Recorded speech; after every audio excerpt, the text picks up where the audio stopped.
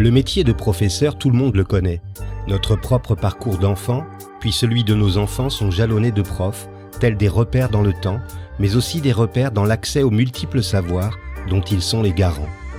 Le professeur exerce un métier qu'il a choisi, il l'exerce avec rigueur et compétence, mais avant de se fondre dans l'entité enseignement, les profs sont des femmes et des hommes formidables, des bâtisseurs aux multiples facettes.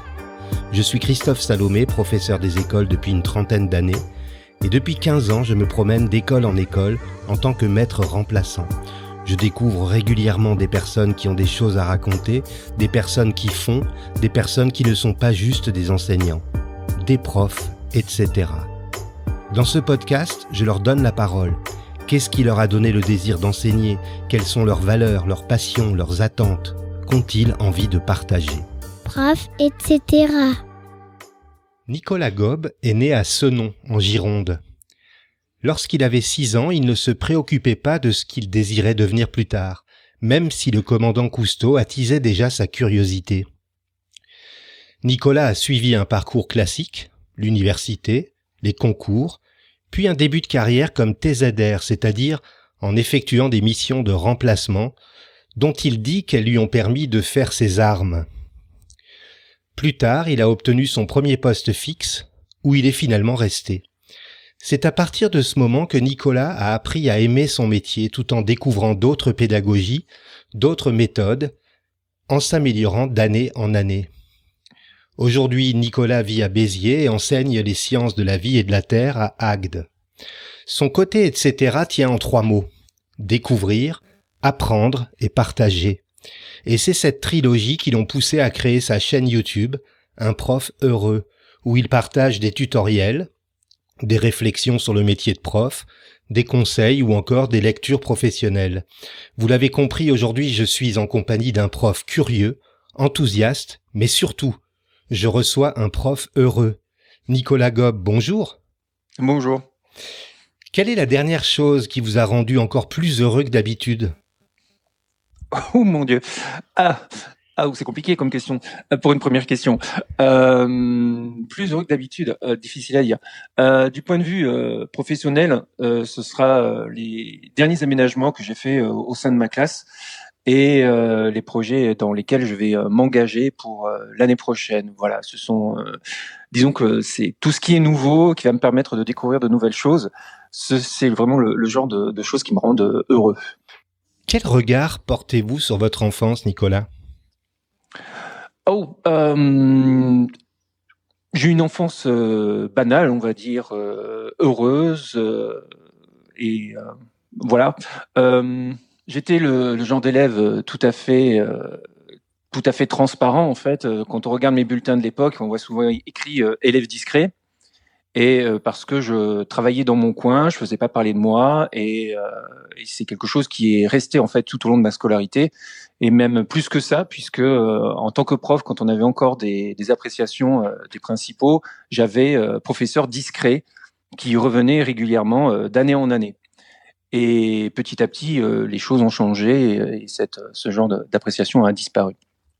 Je rectifie, je pense que vous vouliez dire élève discret. Alors, en tant qu'élève, quel est votre meilleur souvenir?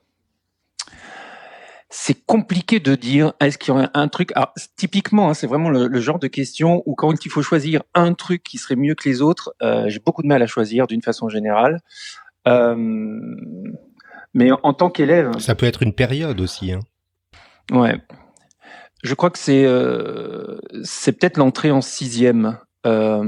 Avec la découverte de nouvelles matières et de nouvelles choses par rapport à l'école primaire, une autre organisation, et donc la possibilité de rencontrer des gens différents et des matières différentes, et de pouvoir apprendre plein d'autres choses. Je sais qu'en 6e, c'était le cours d'anglais notamment qui m'enthousiasmait le plus. Rien que le fait d'apprendre une nouvelle langue, le cours, c'est même pas la professeure qui faisait cours en fait, c'est vraiment rien que le fait que d'apprendre cette nouvelle langue, c'était vraiment quelque chose de très enthousiasmant pour moi, indépendamment du professeur en fait. Ça résonne pas mal en moi parce que c'est exactement le sentiment que j'ai. Je me rappelle de mes cours d'anglais, c'était vraiment une découverte. En plus, j'ai eu la chance d'avoir un prof d'anglais que je n'ai jamais entendu parler le français. Je l'ai eu 2 ans deux ans de suite, de la 6e à la 4e. Et à l'époque, on n'avait pas de cours de langue vivante à l'école élémentaire. Donc c'était tout à fait nouveau, et ce monsieur, il s'appelait Monsieur Lejard. S'il nous écoute, je vais faire comme Michel Drucker, Monsieur Lejard, je vous salue. Mais en tout cas... Alors, tu me permettras de saluer donc Mademoiselle Rénal, qui était encore une mademoiselle à l'époque. Je ne sais pas ce qu'elle est devenue depuis, mais voilà. Ouais, comme quoi il y a toujours des profs qui nous ont marqués comme ça. Oui, c'est à l'évidence. Alors, plus tard, vous avez été quel genre d'adolescent ? Ça a toujours été un trait marquant, cette discrétion, le fait de pas vouloir sortir du lot, indépendamment des résultats scolaires, parce que j'avais un petit peu cette envie d'être meilleur de ce point de vue-là, mais vraiment une adolescence où je ne faisais pas de bruit, je faisais pas parler de moi, j'ai fait aucune crise d'adolescence en particulier. Voilà, toujours sous les radars, tout le temps. Et c'est vrai que c'est quelque chose qui est aussi paradoxal que ça puisse paraître quand on met sa tête sur YouTube. C'est quelque chose qui reste encore. Voilà, c'est vraiment être toujours discret, pas faire parler de soi, avoir des amis très proches. Et voilà, c'était quelque chose d'important aussi. Mais voilà, pas les gens populaires, toujours être un peu à part dans son coin avec les outsiders, comme on dit. Prof, etc. En quoi cette période a influencé le choix du métier de professeur que vous exercez aujourd'hui ? C'est maintenant que je regarde dessus avec un peu plus de recul, le choix en 6e, je voulais être prof d'anglais. Voilà, j'ai eu un coup de cœur pour l'anglais. Je voulais être prof d'anglais. Un peu plus tard, j'ai donné des cours. J'étais encore au collège et au lycée. J'ai donné des cours pour aider des élèves en difficulté, soit chez moi, soit en faisant du tutorat, ce qui existait déjà à l'époque au collège. Donc c'est vraiment quelque chose qui m'a finalement suivi tout au long de ma vie. Même si j'ai fait 2 ans de médecine, la première année du concours de médecine, j'ai finalement, dans le prolongement, je suis allé faire des études de sciences, mais dès les premiers mois où il fallait choisir entre prof et une voie de recherche, tout de suite, je me suis orienté vers le professorat. Et quand j'y repense, c'est quelque chose que j'ai retrouvé finalement tout au long de ma vie, quoi.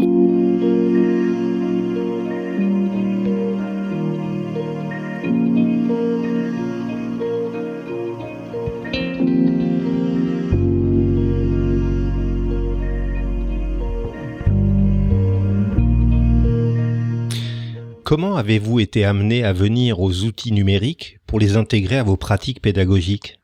Je crois que c'est venu très très très naturellement, puisque je suis tombé dedans quand j'étais petit, en quelque sorte. Mon père a ramené des ordinateurs à la maison assez vite. Pour ceux qui connaissent, j'ai eu l'Amstrad CPC 6128. C'était quelque chose d'assez fascinant pour moi en soi. Donc j'ai appris la programmation là-dessus, enfin le basique. Et c'était l'idée de pouvoir créer quelque chose avec les outils numériques, c'est quelque chose qui m'a tout de suite interpellé, fasciné, intéressé. Et c'est donc dans cette continuité-là que j'ai fait la même chose pour mon métier de prof. C'est venu tout à fait naturellement. L'utilisation de ces outils est devenue indispensable et naturelle, dans le sens où c'était pas exceptionnel pour moi. Utiliser le numérique ne restait pas quelque chose d'exceptionnel, mais ça fait partie des pratiques de classe courantes, en fait. Créer une chaîne YouTube nécessite toute une série de compétences, qu'elles soient techniques, narratives ou encore de réalisation. Comment avez-vous fait pour parvenir à rassembler ces compétences et vous lancer dans ce projet ? C'est de l'entraînement. C'est de l'entraînement et c'est de la pratique. Alors, pour l'histoire, j'ai commencé en fait par avoir une chaîne YouTube littéraire où je faisais des critiques de livres. Elle est toujours active, mais je m'en occupe plus maintenant. Et donc c'est là que j'ai fait mes premières armes. Au début, je ne voulais pas me mettre face à la caméra. Donc j'ai créé un avatar qui s'animait en fonction de ce que je disais. Voilà. Donc là j'ai appris l'aspect montage. Voilà, j'ai apprivoisé tous les logiciels de montage, etc. Ensuite, j'ai créé une chaîne pour les profs en anglais. Mhm. C'était une façon de me protéger encore. C'est une étape supérieure où j'ai montré ma tête, mais étant dans une langue étrangère, je savais qu'il y aurait personne en France qui regarderait ça, quoi. Donc, ça m'a permis de me libérer. Donc là, j'ai juste pris un iPhone et je me suis filmé comme ça, voilà, tout simplement, sans micro, sans rien, sans éclairage Mhm. brut. Donc là, j'ai davantage travaillé mon anglais et le montage vidéo, du coup. Et petit à petit, voilà, je me suis équipé en prenant une caméra un peu plus sophistiquée, des éclairages, et j'ai donc lancé la chaîne en français. Donc vraiment, ça s'est fait étape par étape, et c'est sur plusieurs Mhm. années en fait, hein, sur au moins 3 ans avant que je lance la chaîne Un prof heureux en français, et adieu l'anonymat, Ouais. quoi, en quelque sorte. Ouais, c'est un parcours assez atypique. C'est vrai. prof, etc. Alors, une fois qu'une idée a germé dans votre esprit, quelles sont les étapes de la création de la vidéo et combien de temps y consacrez-vous à peu près? Alors, ça dépend des idées, ça dépend bien sûr des vidéos, si je suis plus à l'aise avec le sujet, voilà. Mais enfin, typiquement, donc j'ai un sujet de vidéo. Ce que je vais faire, c'est faire des recherches en regardant différentes sources, pour avoir des informations, notamment ce qui se dit dans la Mhm. recherche également, pour éviter de dire n'importe quoi. Voilà, parce que je pense que mon expérience personnelle au sens strict, même si c'est pas dénué d'intérêt, je pense que c'est encore plus intéressant s'il y a un fond réel Mhm. derrière tout ça. Donc voilà, il y a une grosse étape de recherche. Ensuite, j'écris le script quand c'est un sujet que je ne maîtrise pas Mhm. complètement. Et donc après, face caméra, et j'ai le script sous la main, et donc je tourne la vidéo, et après il y a le montage, etc. Le montage, l'habillage et tout ce qu'on peut rajouter sur une vidéo. Et donc l'ensemble du processus, ça peut être au minimum une semaine, dans le sens où je vais commencer les recherches en début de semaine, tourner au milieu de la semaine et faire le montage en fin de semaine. Euh, bon, le montage en lui-même, ça peut être généralement c'est 4 à 5 heures. L'écriture en elle-même, ça va être au minimum 1 heure, et puis les recherches, ce sont généralement des recherches que je fais au long Mhm. cours en fait. Donc ce sont des choses que j'ai déjà lues, ou voilà, donc j'ai besoin juste de relire ce genre de choses. Il n'y a pas de règle, mais enfin, pour faire une vidéo qui dure 10 minutes, je pense qu'une moyenne de 12 heures de travail, je crois que c'est pas Mhm. sous-estimer le truc Mhm. en fait, hein. Ça paraît, et maintenant que je le dis là comme ça me paraît énorme, mais c'est vrai que je pense que ça doit représenter quelque chose Ouais, comme c'est pour ça. ça que je posais cette question parce que c'est vrai que les vidéos sont toujours courtes, très intenses, très denses. On apprend beaucoup de choses Mmh, et on mmh, se rend pas toujours mmh. compte du travail qu'il y a derrière et je m'interrogeais sur ce point-là.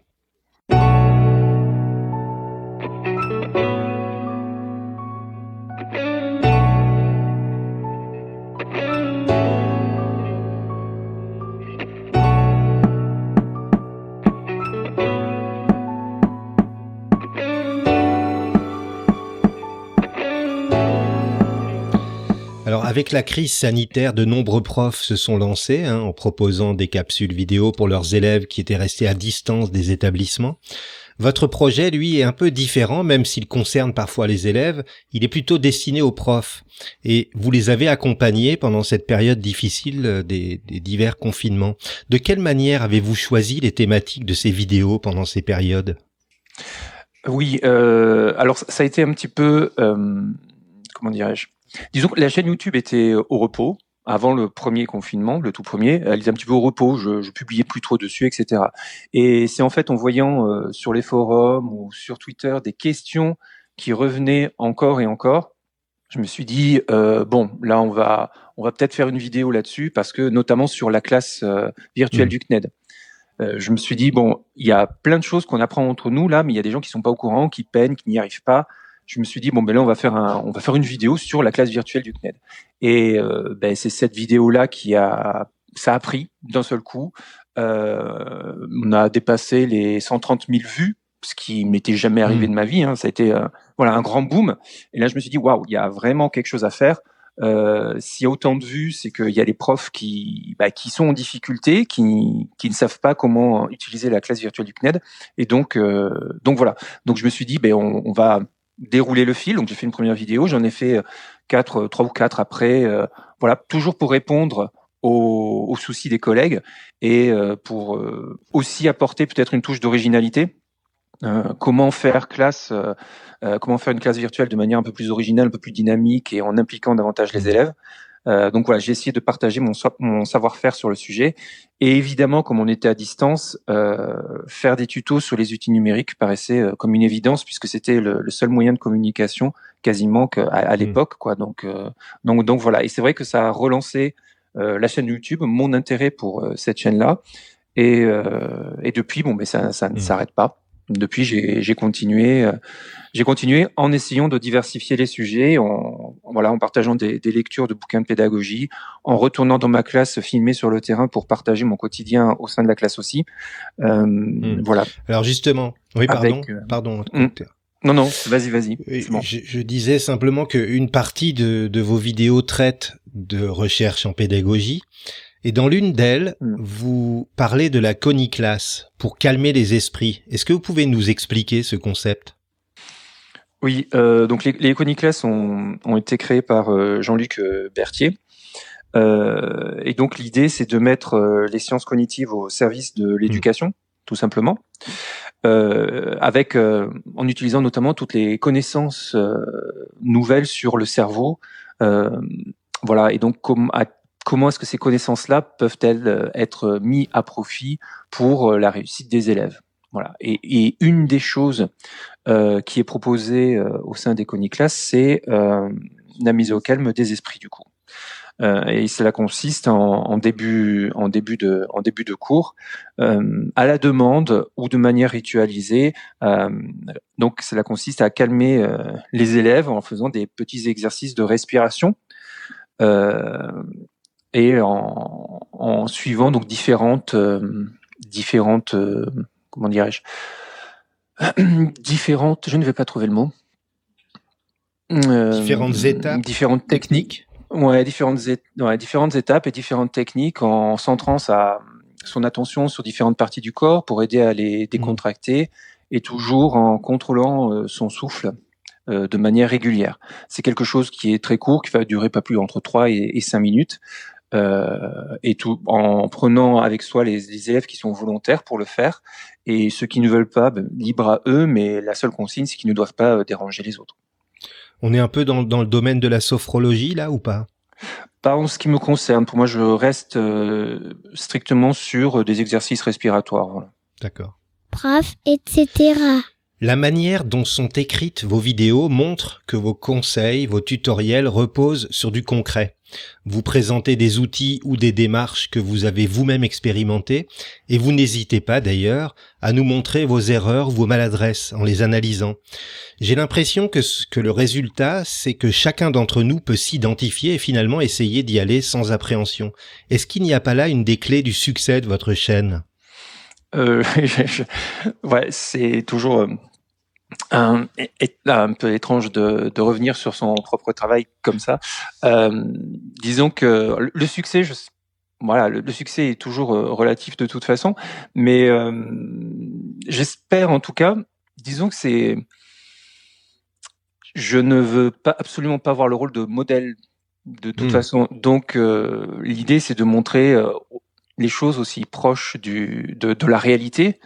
Voilà, et donc effectivement, je crois qu'il y a aussi une certaine angoisse de la performance de la part des profs. Il suffit de voir lorsque leur inspecteur vient, il faut qu'ils réussissent ce cours-là, sinon leur carrière est foutue, ou du moins c'est le sentiment qu'ils ont.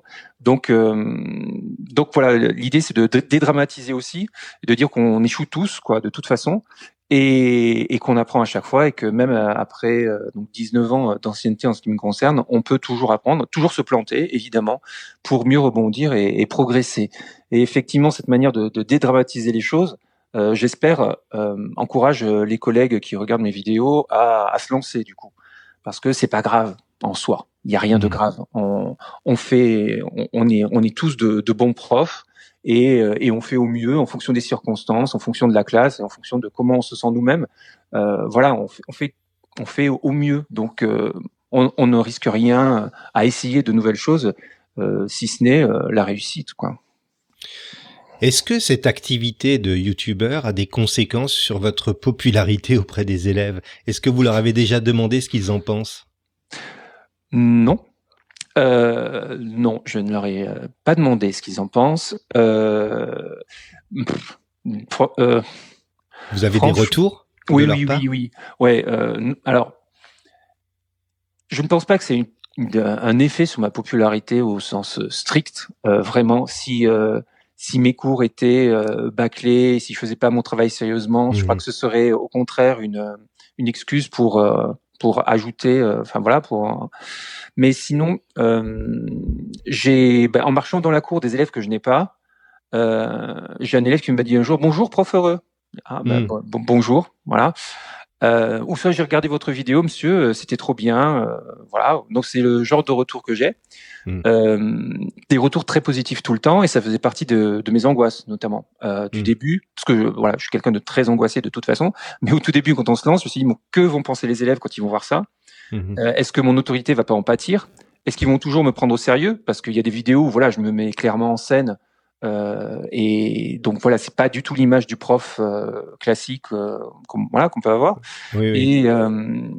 Et finalement, non, les retours sont vraiment très très très positifs, y compris de la part des parents d'élèves, y compris de la part de mon chef d'établissement, y compris de la part de l'inspection. Donc voilà, j'ai été rassuré à tous les niveaux, et les élèves, franchement, je pense qu'ils s'en fichent pour 99% d'entre eux. Ils n'en ont rien à faire de ce que je fais sur YouTube, et c'est tant mieux finalement. C'est tant mieux parce que les vidéos sont pas pour eux. Voilà. Donc il y a vraiment peut-être l'aspect curiosité qui va jouer au début. Ils vont peut-être regarder une ou deux vidéos comme ça parce que ça fait bizarre de voir son prof, voilà, sur YouTube. Mais quand ils se rendent compte que les vidéos ne sont pas faites pour eux, elles ne sont pas conçues pour eux, finalement, voilà quoi, ils passent à autre chose, et puis c'est aussi bien comme ça. Mais les retours n'ont été que positifs.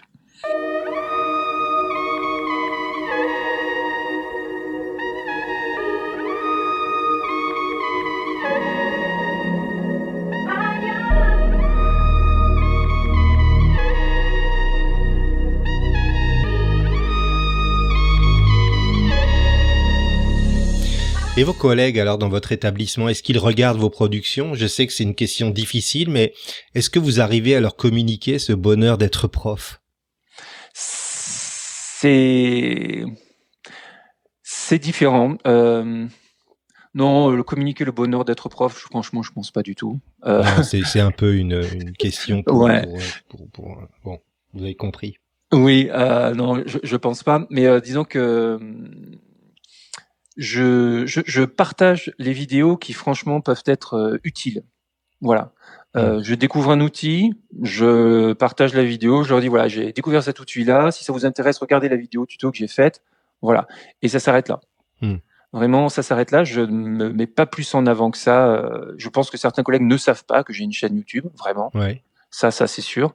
Et ceux à qui j'en parle sont des collègues en qui j'ai confiance. Et voilà, je n'hésite pas à partager ça avec eux. Mais sinon c'est vraiment quelque chose qui est à part. Et bon, là, on a quand même on a un projet commun où on est 11 profs. Et voilà, ces 11 profs-là, en priorité, c'est avec eux que je vais partager les outils que j'ai découverts, ce genre de choses-là. D'accord. Mais c'est vrai que j'aime bien cloisonner les choses. Donc, il y a le côté YouTube est une entité à part. Ça m'ouvre des portes, notamment cette interview, quoi. Ça, voilà, ça me permet de rencontrer plein de personnes très intéressantes. Mais ce qui se passe au collège, au sein de mon collège, ça reste quelque chose d'à part. Avec les relations que je peux avoir en vrai avec les collègues, c'est encore autre chose. On peut vous lire également sur le site du collectif Patchwork. Vous pouvez nous présenter ce projet? Oui, Patchwork à l'origine a été créé par Sébastien Franck, qui souhaitait rassembler autour de lui des professeurs issus d'horizons très très différents pour que l'on crée ensemble voilà, un collectif qui échange des idées de manière bienveillante et en toute liberté. Voilà. À l'origine, c'était ça. Et donc, il a rassemblé autour de lui différentes personnes de confiance, chacune avec ses spécificités. Et en l'occurrence, en ce qui me concerne, je m'occupe du site internet. Voilà. Et l'idée derrière Patchwork, comme son nom l'indique, c'est de rassembler vraiment des gens d'horizons très différents. On a donc des professeurs d'université, de collège, de lycée, d'école primaire, des professeurs des écoles aussi, et on a un ou deux chercheurs en éducation également. Donc voilà, des gens très différents, mais qui ont cette passion commune pour l'éducation et qui souhaitent donc échanger, encore une fois, dans une atmosphère bienveillante et je dirais sécurisante. Quand on regarde ce qui se passe sur Twitter quelquefois, le partage d'informations ou le partage de pratiques sur Twitter peut très vite tourner au règlement de compte finalement. Oui, c'est vrai. Donc voilà, l'idée c'était de partager ça ensemble. L'idée aussi, c'est de se réunir en vrai, ne pas rester qu'au virtuel, essayer de se réunir en vrai pour faire des réunions et échanger en cours pendant 1 ou 2 journées. Voilà, en vrai. En l'occurrence, il y a 2 ans maintenant déjà, ou il y a 1 an, non pardon, il y a 1 an, on devait se retrouver, mais la pandémie a fait que voilà, les choses ont dû être annulées. Ouais. Voilà. Mais voilà, c'est quelque chose qui a là aussi créé beaucoup de rencontres et des rencontres qui font progresser et qui font grandir professionnellement et c'est vraiment très intéressant et enrichissant.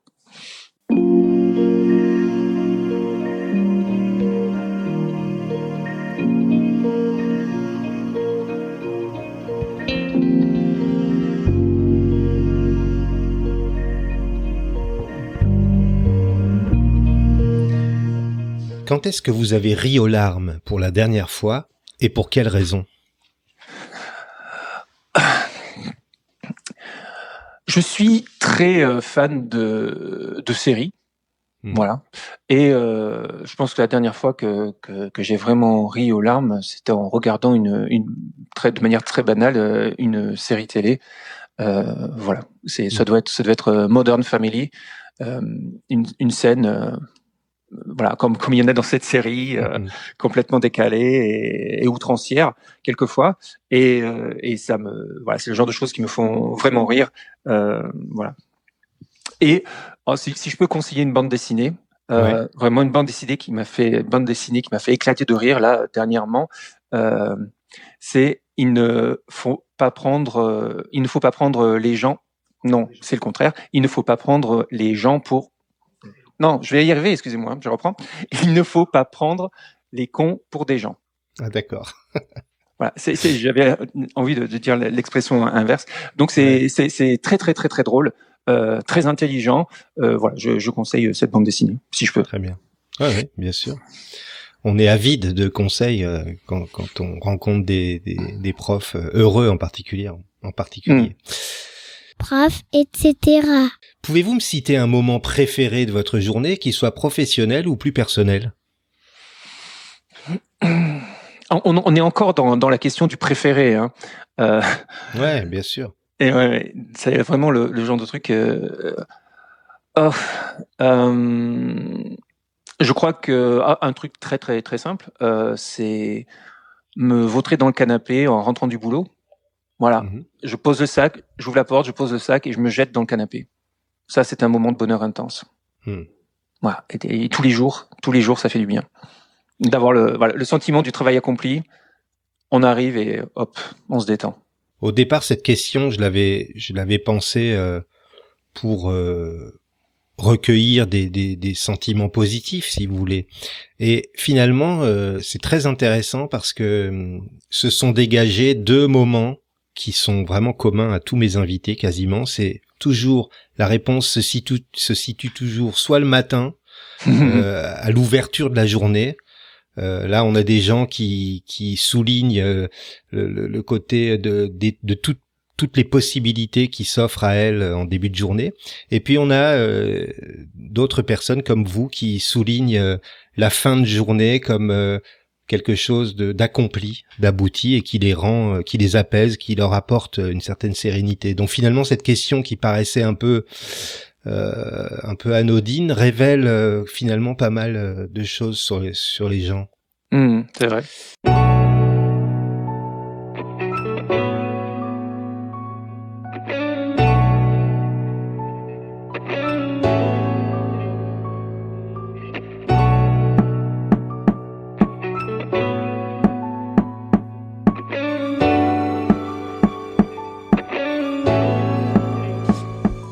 Quelle valeur a aujourd'hui le plus de sens pour vous? La première chose qui me vient à l'esprit, c'est le partage. Ok. Voilà, le partage au quotidien. Enfin, moi envers les élèves entre eux, le partage. Ce que je fais sur Internet, c'est vraiment sur tous les réseaux sociaux, c'est cette idée-là qui me pousse en fait et qui fait que cette chaîne continue. C'est l'idée de toujours partager ce que je fais, ce que je connais, l'expérience, ce que j'ai acquise.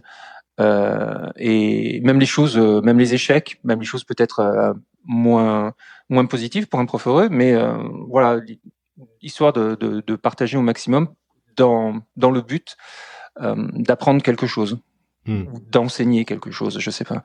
Mais ouais, ce serait vraiment peut-être une valeur fondatrice de mon travail. Prof, etc. Quelle compétence ou capacité qui vous rend bien des services dans votre vie vous rend un peu fier? Oh. Je sais pas si je ne dirais pas que ça me rendrait fier, mais parce que fier, c'est un peu compliqué.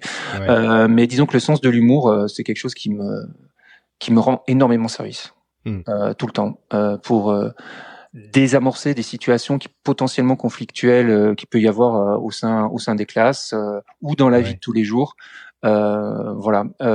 L'humour, certains parlent de système de survie quelque part, mais ça permet vraiment de dédramatiser les choses, d'avancer, de rompre, de rompre le quotidien, de faire un petit instant de surprise. J'aime bien dire des énormités lorsqu'il y a de grands moments de silence dans des réunions un petit peu sérieuses, histoire de détendre l'atmosphère et puis de repartir sur une bonne base. Et c'est presque plus fort que moi. Je suis littéralement obligé de me mordre les lèvres quelquefois pour ne pas dire ce qui me vient à l'esprit vraiment. Si vous pouviez vous mettre dans la peau de quelqu'un d'autre, vivant ou mort, pour une journée seulement, vous choisiriez qui?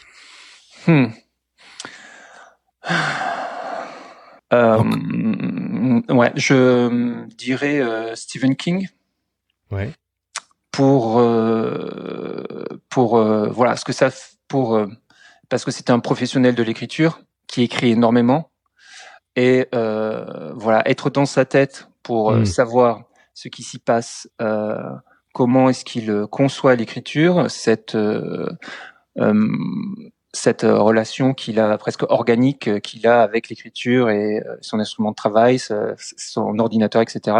Voilà, sa manière de travailler, parce qu'il le fait pendant plusieurs heures chaque jour, de manière très intense, très longue, comme le font les professionnels américains. Et c'est vraiment quelque chose que voilà, j'aimerais voir, être témoin de ça, mais également ressentir ce qui se passe dans son corps lorsqu'il crée. Voilà. Quand est-ce qu'il ressent les sentiments de ses personnages? Voilà, vraiment organiquement, qu'est-ce qui se passe à l'intérieur de lui pour créer les œuvres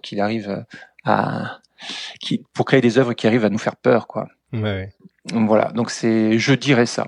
Voilà, la première chose qui me vient à l'esprit. Je réfléchis pas trop, c'est lui qui sort.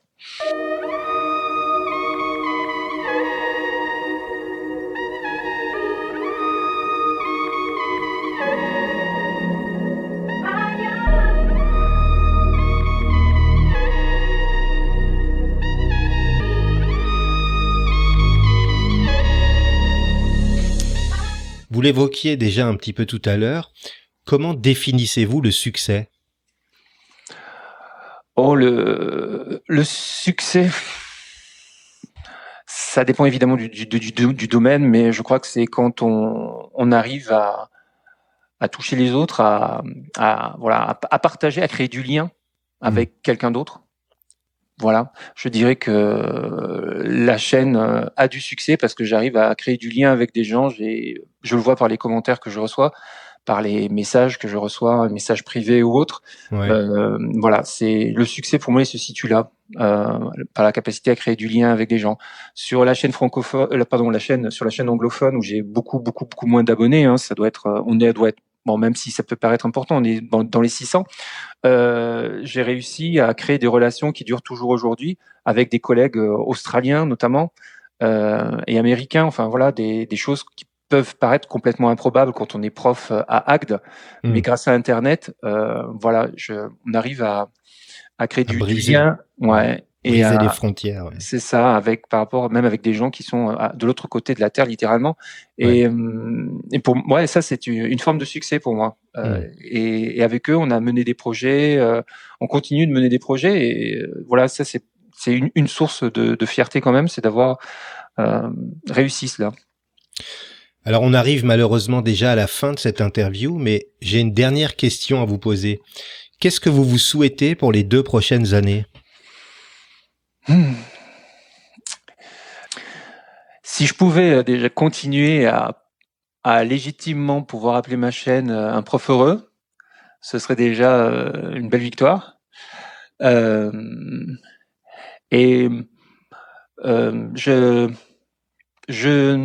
Franchement, j'ai aussi du mal à me projeter dans l'avenir comme ça. C'est plus au quotidien que les choses vont petit à petit, donc ça va être plus trouver du bonheur ou être heureux quotidiennement. Voilà, trouver des moments de bonheur dans la journée, au quotidien, et jusqu'à la fin de ma vie, ce serait bien. Voilà, hein, c'est à la fois humble comme objectif et en même temps un peu vertigineux d'espérer trouver chaque jour un petit moment de bonheur. Mais ouais, je crois que si je devais me souhaiter quelque chose, me souhaiter ça, ce serait pas mal. Merci beaucoup Nicolas d'avoir accepté mon invitation et merci aussi de nous rendre heureux en visionnant vos vidéos. Oui, merci beaucoup d'avoir pensé à moi pour cette interview. Je mettrai le lien vers votre chaîne Un Prof Heureux ainsi que vers le site du collectif Patchwork. Ok, merci. Vous êtes de plus en plus nombreux à vous abonner, à écouter les épisodes de Prof, etc. Et je voudrais vraiment vous remercier pour votre fidélité. Ça m'encourage à envisager une saison 2 sur laquelle je commence doucement à travailler. Si vous avez envie de m'aider, vous pouvez m'offrir des étoiles, 5 de préférence, sur l'application Podcast depuis un iPhone ou un iPad, ou sur iTunes depuis un ordinateur. Vous pouvez également y laisser un commentaire. Et si vous avez envie de partager vous aussi votre côté, etc. avec les auditeurs, écrivez-moi sur Twitter ou sur la page Facebook de Prof, etc. À vendredi.